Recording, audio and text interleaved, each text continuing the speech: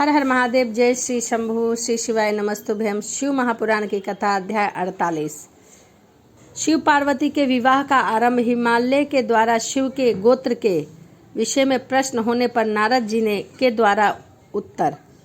ब्रह्मा जी कहते हैं, नारद, इसी प्रकार वहाँ गंगाचर्य से प्रेरित हो मैना सहित हिमवान कन्यादान कार्य आरंभ किया। उस समय वस्त्रभूषणों से विभूषित महाभाग सेना सोने का कलश लिए पति हिमवान के दाहिने भाग में बैठी। तत्पश्चात पुरोहित सहित हर्ष से भरे हुए शैलराज ने पाद आदि के द्वारा वर का पूजन करके वस्त्र, चंदन और आभूषणों द्वारा उनका वरण किया। इसके बाद हिमाचल ने ब्राह्मणों से कहा, आप लोग तिथि आदि के कीर्तन पूर्वक कन्यादान के संकल्प वाक्य का प्रयोग बोले। उसके लिए उसका अवसर आ गया है। वे सब द्विगज श्रेष्ठ काल के ज्ञाता थे। अतः तथा अस्तु कहकर वे बड़ी प्रसन्नता के साथ तिथि आदि का कीर्तन करने लगे। तदंतर सुंदर लीला करने वाले परमेश्वर शंभु के द्वारा मन ही मन प्रेरित हो हिमाचल ने प्रसन्नता पूर्वक हंसकर उनसे कहा, शंभु, आप अपने गोत्र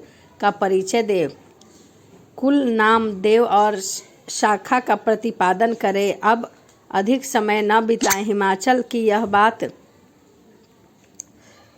सुनकर भगवान शंकर सम्मुख होकर भी विमुख हो गए।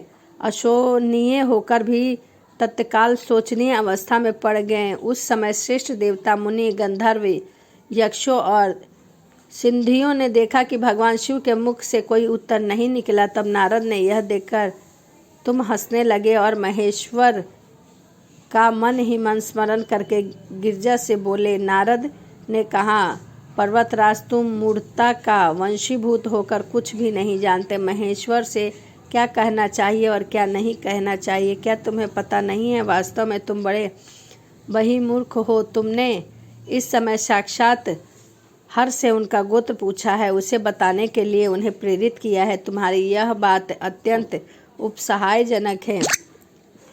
पर्वतराज, इनके गोत्र, कुल और नाम तो विष्णु और ब्रह्मा आदि भी नहीं जानते, फिर दूसरे की क्या चर्चा है? शैलराज, इनके एक दिनों में करोड़ों ब्रह्माओं का लय होता है। उसी भगवान शंकर को तुमने आज काली के तपोवन प्रत्यक्ष देखा। इनका कोई रूप नहीं है। ये प्राकृतिक से परे निर्गुण पर ब्रह्मा, परमात्मा, निरंकार, निर्विकार, मायाधीश एवं परात्पर है। गोत्र, कुल और नाम से रहित स्वतंत्र परमेश्वर है। साथ ही अपने भक्तों के प्रति दयालु, भक्तों की इच्छाओं से निर्गुण से सगुण हो जाते हैं। निरंकार होते हुए भी सुंदर शरीर धारण कर लेते हैं और नाम होकर भी बहुत से नामों वाले हैं। ये गोत्रहीन होकर भी उत्तम गोत्र वाले हैं, कुलहीन होकर भी कुलीन, और पार्वती की तपस्या ही आज तुम्हारे जामाता बन गए हैं। इससे संयंस नहीं है। श्री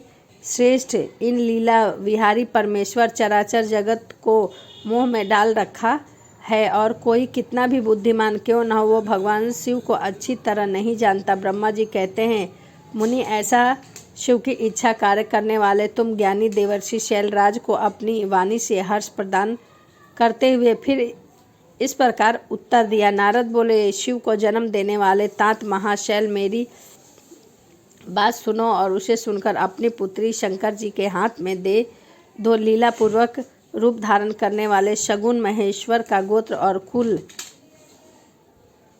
केवल नारद ही इस बात को अच्छी तरह समझ ले। शिव नादमय और नाद शिव में यह सर्वथा सच्ची बात है। नाद और शिव, इन दोनों में कोई अंतर नहीं है। शैलेंद्र सृष्टि समय सबसे पहले लीलाओं के लिए सगुन धारण करने वाले शिव के नाद ही प्रकट हुआ था, अतः वह सबसे उत्कृष्ट है। हिमालय इसीलिए मन ही मन सर्वेश शंकर द्वारा प्रेरित हो जाने पर आज अभी वीणा बाजन आरंभ कर दिया। ब्रह्मा जी कहते हैं, मुनि, तुम्हारी यह बात सुनकर गिरिराज हिमालय को संतोष प्राप्त हुआ और उन्होंने मन का सारा विस्मय जाता रहा। तदंतर श्री विष्णु आदि देवता, सब मुनि, सब के सब विषम रहित हो नारद को साधुवाद देने लगे। महेश्वर की गंभीरता जानकर सभी विद्वान आश्चर्यचकित हो बड़ी प्रसन्नता के साथ परस्पर ओह, जिनकी आज्ञा से इस विशाल जगत का पाठ्य क्रम हुआ है, जो परंपरागत आत्मबोधक स्वरूप, स्वतंत्र लीला करने वाला तथा उत्तम भाव से जानने योग्य है।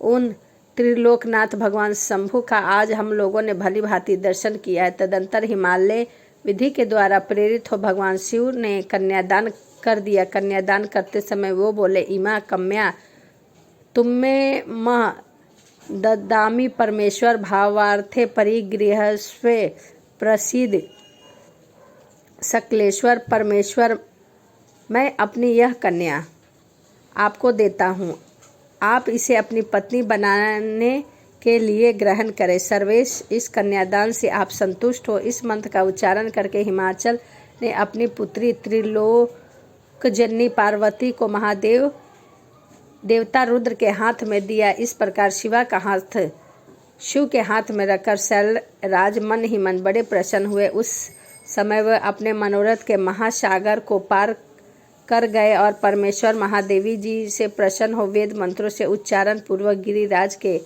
कर कमल को शीघ्र अपने हाथों में ले लिया। मुनि लोकाचार के पालन की आवश्यकता को दिखाते हुए उन भगवान शंकर ने पृथ्वी को स्पर्श करके इत्यादि रूप से काम संबंधी मंत्र का पाठ किया। उस समय वहाँ सब और महान आनंददायक महोत्सव होने लगा। पृथ्वी और अंतरिक्ष स्वर्ग भी जय जयकार से गूंजने लगी। सब लोग अत्यंत हर्ष और उल्लास, साधुवाद और नमस्कार करने लगे, नृत्य करने लगे। हिमालय के नगर में लोग भी अपने मन में परम आनंद का अनुभव करने लगे। उस समय महान उत्साह के साथ परम मंगल गान होने लगा। इंद्र देवता संपूर्ण मुनि हर्ष से भर गए, सब मुखारविंद प्रसन्नता से खिल उठे। तदंतर शैलराज हिमाचल ने अत्यंत प्रसन्न होकर शिवा को कन्यादान यथोचित सागता प्रदान की। तत्पश्चात उनके बंधुजनों ने भक्ति पूर्वक शिवा का पूजन करके नाना विधि विधान से भगवान शिव को उत्तम द्रव्य समर्पित किया। हिमालय ने दहेज में अनेक प्रकार से द्रव्य, रतन, पात्र, 1 लाख सुसज्जित गौवे, 1 लाख सजे धजे घोड़े, करोड़ों हाथी, उतने ही स्वर्ण जटिल रथ आदि वस्तुएं दे। इस समय प्रकार परमात्मा शिव को विधि पूर्वक अपनी पुत्री कल्याणमयी पार्वती को दान करके हिमालय कृतार्थ हो गए। इसके बाद शैल